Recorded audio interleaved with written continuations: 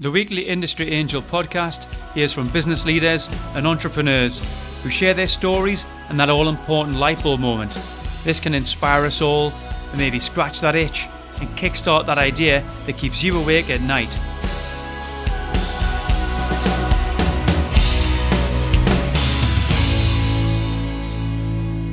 Welcome to episode 30 of the Industry Angel. Thanks to all our regular listeners for coming back and downloading this episode. To our new listeners, where have you been? Don't worry though, you can catch all the episodes on your smartphone.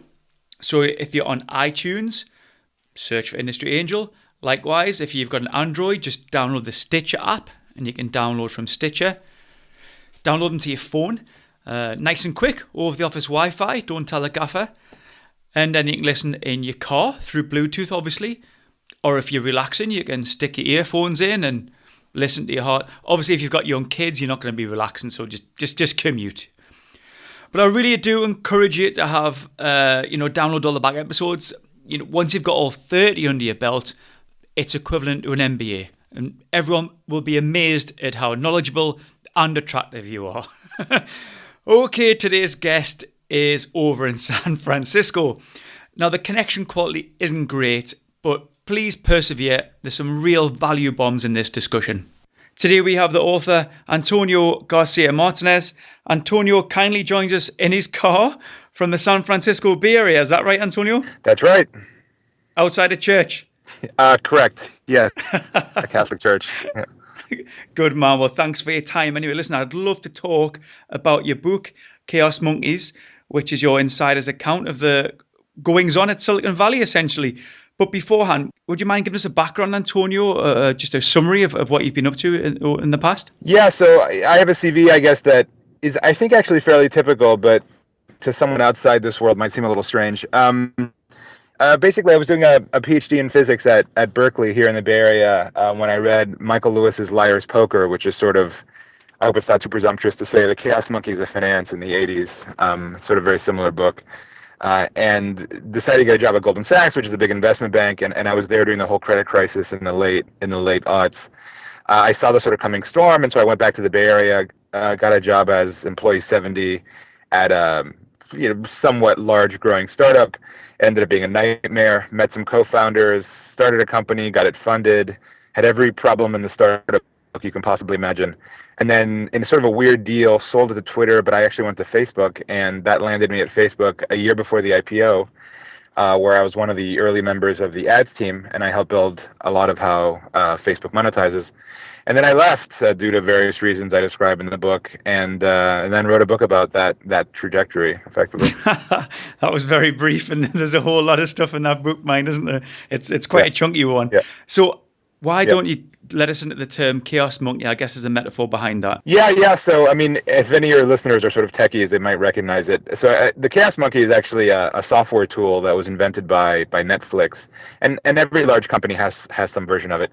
Basically what it does is, I mean, the picture you have to imagine is, imagine a crazy monkey or a chimp running through a data center, one of these big server farms that powers the internet. And, kicking over boxes, pulling on cables, basically making a mess of things. That's what the software tool actually does. It randomly goes through a server farm and actually kills one box after another. And then, the Netflix checks if it can still stream, House of Cards or whatever, right? And it's a sort of robustness of an infrastructure via random failure. The metaphor that you're getting at here, and the reason why I called the book Chaos Monkeys is, I mean, right now, Silicon Valley is sort of the zoo where the Chaos Monkeys are kept. And what I mean by that is, a company like Uber will say, look, you know what? We're not going to have taxis anymore, right? We're just going to pull the plug on taxi licenses or taxi medallions or whatever. And we're not going to have professional drivers anymore. We're just going to have a mobile app. Or Airbnb says, you know what? We're not going to have hotels anymore. Anyone with a spare bedroom or a weekend cottage can now become an innkeeper, right? And we're just going to undo the hotel industry. And so Silicon Valley is like the sort of set of chaos monkeys that's going around kicking over certain industry boxes. And then we as a society sort of have to figure out if, we can survive the monkey's attack, so to speak, and all the displacement that's going to cause. And so that's really where that title comes from. Excellent, thanks for that. So, I mean, the book, documents, I think it was your time between 2010 and 2014. And it's based on, I think you mentioned in the book, it's based on emails, Facebook posts, messages, tweets, blogs, texts, phone calls, everything. And it's certainly like a tell-all, isn't it? There's no holds barred. It's a kind of book that names names and companies' questionable activities. And, are you now, is it one of them ones where you'll never work in this town again? Right. People sort of thought that way. There's actually a famous book in Hollywood called exactly that. You'll never have lunch in this town again. And early on, the editors made sort of a parallel to that. It turns out the reaction was actually a lot more positive, actually, than I sort of pictured. I did sort of imagine. I mean, the book actually, I started writing it in Europe. I actually have an EU passport. And so I thought I'd be sort of exiled from the U.S. tech scene. So I literally went over there to explore options there as I was writing the book. But it turns out, we were just way too pessimistic. Yes, it is a tell-all in the sense that I don't filter or sort of varnish, the reality in the way that most people actually do and talk about Silicon Valley. But I think I'm ultimately fair, and in fact, in many ways, it's actually pro-Facebook. So I think insiders who've read it, right, the people who are named in the book who've read it, have come away thinking, yeah, Antonio's a little sort of rough-elbowed and obviously a little satirical, but at the end of the day, he described it as it was. And this is even from early Facebook employees with whom I've had some tussles online, actually, because obviously I've trolled the company a little bit after I've. And, we've had some words online, and they actually read the book, and, they actually came out and said, we might disagree here and there, but basically you sort of got it right. And so I think the net impression is that here's the reality of the book. To any insider who spent years inside companies like Facebook or sold a startup, they know that everything I say is true, right? At the end of the day, I don't know that I have such deeply original insights, although maybe I word them better than your average person could. But it's things that everyone on the inside knows, but very people are sort of reckless enough to say publicly, well, until now. So I think, the reaction has actually been quite positive. I think I could probably still get a tech job if I wanted one. The question is if I want one. Yeah, sure. I get that because it is what it is. If that's what happened, then that's what happened. But, things like, you mentioned a guy who was malnourished and suffered with scurvy because he was existing on packaged food. You got to walk past these guys in the street. Do they give you steely eyes on it, No, because so that guy in particular, that was Sam Altman, actually, who's kind of a heavyweight. He runs Y Combinator, which some of your listeners might know is sort of the most prestigious startup accelerator in Silicon Valley. My company went through it. And at the time, actually, he was just another startup CEO, but then he now actually runs Y Combinator. And everyone knows about his sort of almost maniacal commitment to work. And so I don't think anyone was surprised to hear that Sam Altman got scurvy by eating packaged ramen. I think he just accepts the fact. I think he even told me that. It's not even secret, right? I think he's at peace with what he is, and I think everyone else knows what he is too. I mentioned earlier there about, you've based this on emails and phone calls, etc. Did you always know you were going to write this book from 2010? When was the epiphany that you thought, I've got something here? Yeah, I think I've always been sort of a writer masquerading as everything else, right? That's the only thing that I actually have talent. Everything else I'm sort of faking it. So I always had some suspicion that I'd write the book. One of the triggering things actually, and that actually helped publish the book, was my little company that no one would have heard of called AgRock that went through Y Combinator and sold to Twitter, had at the time a fairly popular blog actually that, in that little niche was actually super viral. And even outside of that niche, actually, a few of the posts reached the mainstream press, which is how a woman named Kate Lee, who at the time was a literary agent, actually reached out and said, "You're a talented writer. There's a story here." Turns out Kate Lee had ended up being the editor at Medium, which some of your listeners might be familiar with. It's the founder of Twitter's sort of third startup, and it's sort of a blogging platform. Well, it's more than that, but in any case, she had become head of content there, made the intros, kept on pushing me to write the book, and that's kind of how the book happened. And so, so I guess the thought had been there since the first viral blog post came out in 2010, really, about the book. Reading through, I think your whole thoughts, you mentioned Silicon Valley capitalism is pretty simple. In fact, I can read this out. You say, investors are people with more money than time. Employees are people with more time than money, and entrepreneurs are simply the seductive go-betweens. Is that your thought, or does everyone in the Valley just get it? Yeah, I did write that phrase. It's not cribbed from anywhere. But yes, I think everyone understands that's how it works. And it took me actually being the seductive entrepreneur, I guess, to understand every character in that drama, right? Because when I first started as employee 70 whatever at Alchemy, which was the first startup I joined, whose CEO ends up being kind of the bad guy of the first half of the book. I was just like every other schmuck. I sort of, my little employee paycheck, did what my boss told me, cashed my check. I'd never really seen how the machine worked, right? And it really took, starting my own company, as tiny and modest as it was in the scheme of things, right, to really see the other side of that. To actually like, no, I'm the owner now, I'm the CEO, right? And I didn't really realize that until I'd seen it all play out. But yeah, I think in general, everyone who's played those various roles realizes that that's basically true. Yeah. I mean, actually, it's a good point you mentioned their rules because you term them as laws in the book, yeah? Sort of. I know it sounds kind of pretentious, but I just sort of somehow gleaned these sort of pearls, these truths that seem to be repetitively true. Like I kept on seeing it again and again and again and again in Silicon Valley. And I cite them in a moment in the book in which, like, we're at our most clueless. We're being intimidated by the CEO of Acme around immigration issues. One of my founders is not an American citizen. And as, again, some of your listeners might know, if they've ever contemplated going to the U.S., the U.S. immigration system is basically a mess. And the U.S. technology industry exists sort of despite the immigration system, not because of it. And so he was basically using the immigration system to try to get us to not leave. And, that's when we were at our most clueless. And we should have realized, of course, that this is just the way the cookie crumbles, so to speak, in Silicon Valley. And so, but yes, that's where I cite the commandments.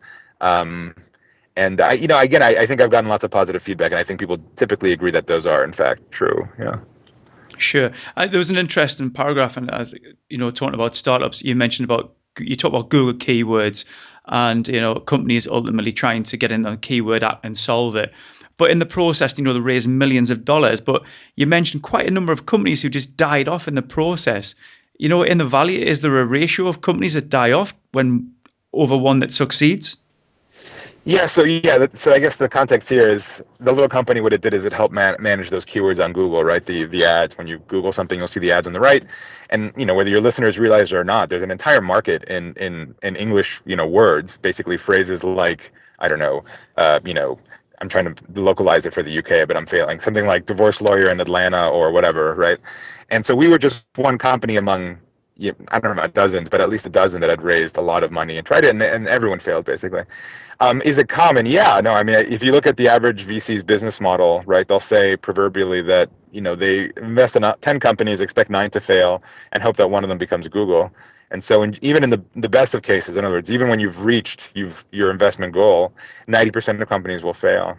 I mean, in this specific case, I think what happened was that, the reality is it was really a business problem, not a technical problem. And the reality is not every business problem has a technical solution, as heretical as that might be to say in Silicon Valley.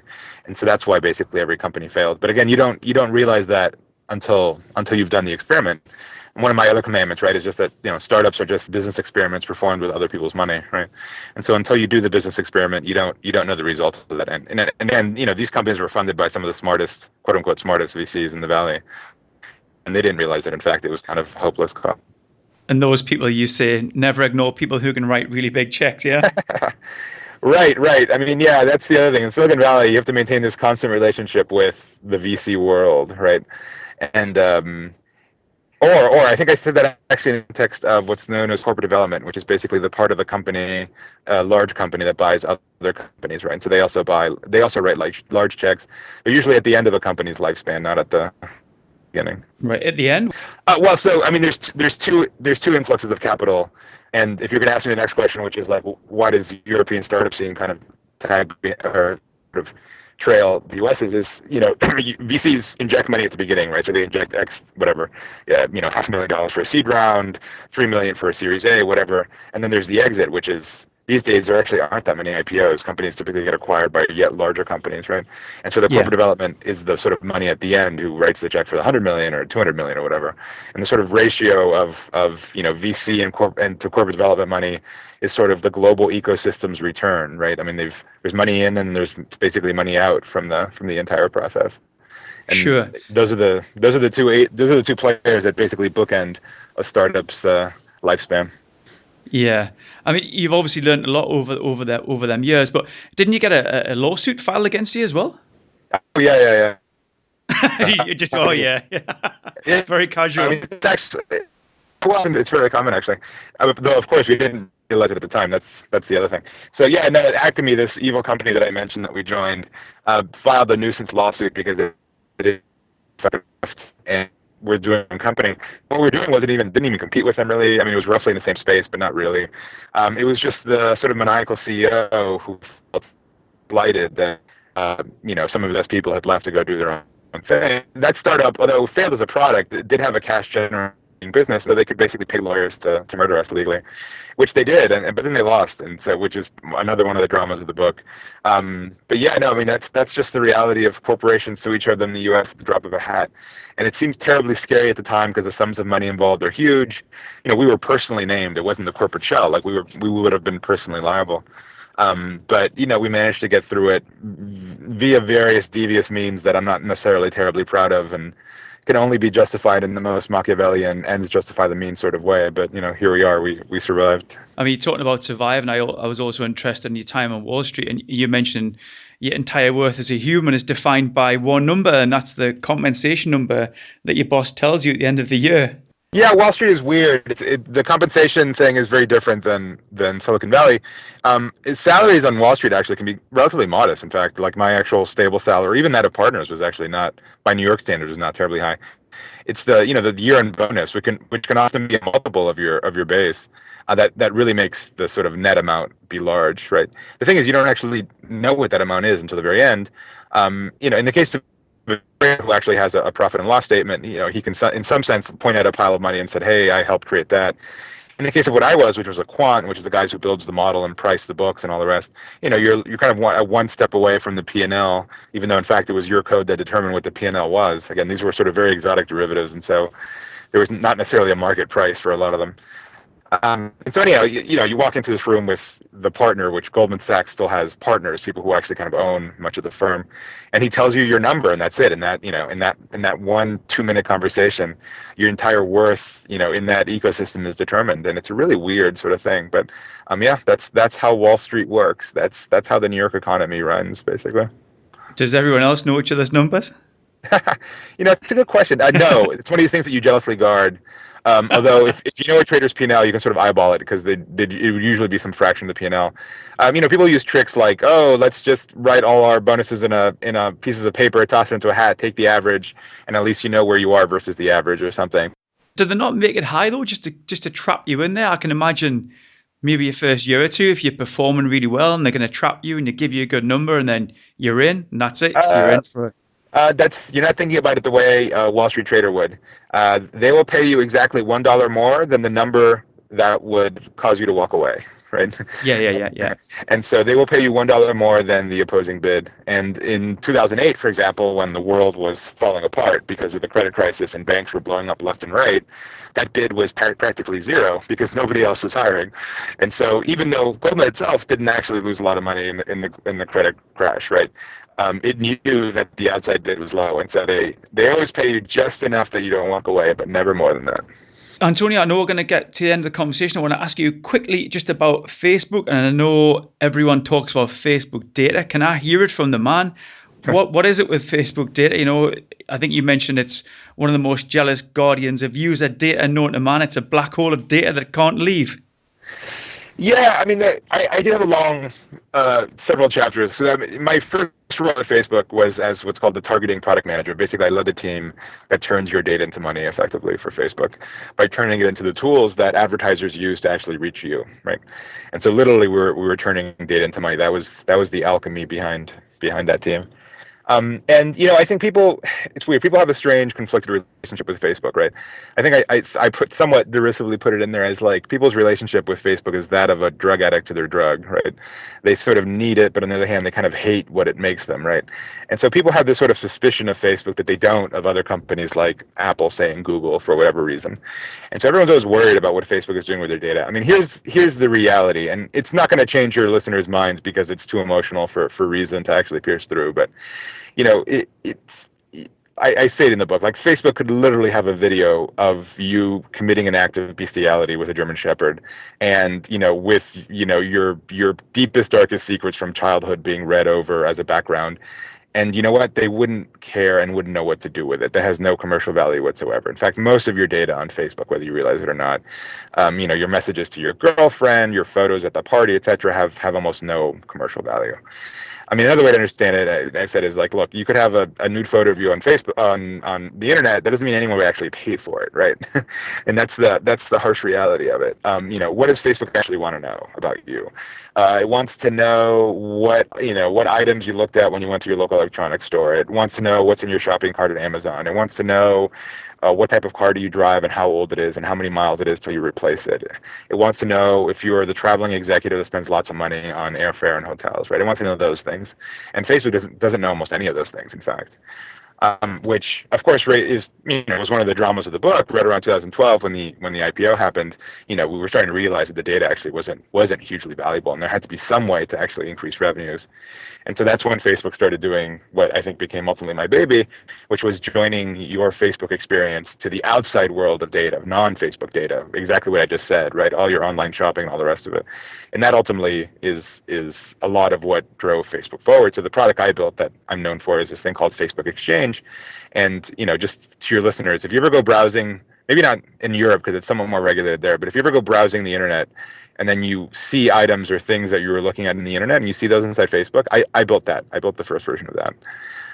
And that's, so take that as an example of, Facebook straining to find data that it actually can monetize, because a lot of the Facebook data isn't hugely valuable, in fact.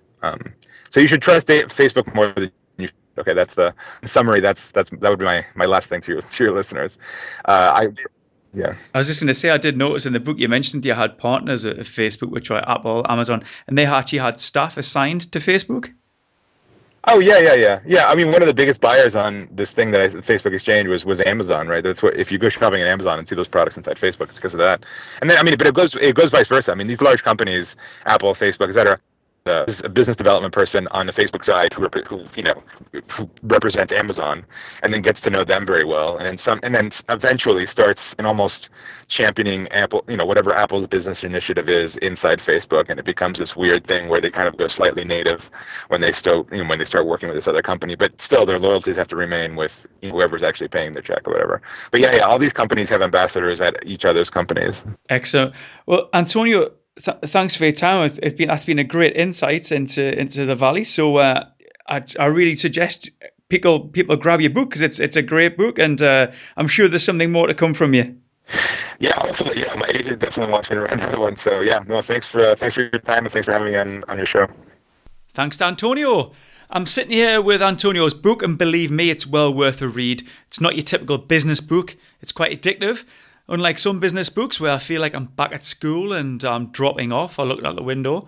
So definitely worth a look. Thanks again for all your messages lately. Great to know how we listen to the podcast, which guests you've enjoyed. Quite a lot of you guys back 5 or 6 up and then listen to them in a one shot as you drive down the country or whatever. Great to hear that.